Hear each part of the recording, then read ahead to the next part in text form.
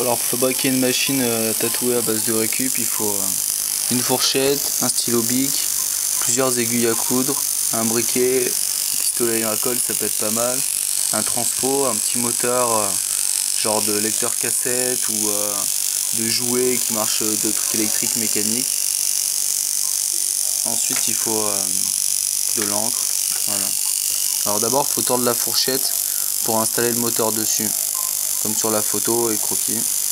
Ensuite il faut couper le stylo à l'opposé de la mine.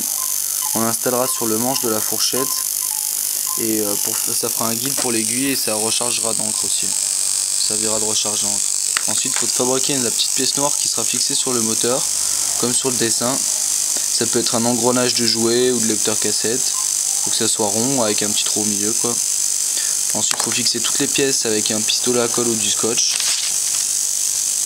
Ensuite il faut fixer l'aiguille sur le tube à encre du stylo, comme sur la photo, le tube à encre à l'intérieur quoi, et percer le tube de l'autre côté pour l'enfiler sur l'aiguille de la pièce noire. Bah, sur les photos, c'est deux photos qui suivent, une on voit l'aiguille, l'autre on voit le tube qui est percé. Ensuite il faut prendre l'autre tube du stylo, celui qui est à l'extérieur, celui qu'on a dans la main quand on écrit, et une fois qu'il est coupé, il faut brûler le bout pour que l'aiguille soit bien guidée pour pas qu'il se barre en couille quoi. Ça faut être minutieux, sinon ça marche pas après. Ensuite il faut brancher le moteur sur le transpo, faut trouver le bon voltage qui correspond au moteur quoi et qui permet de bien tatouer.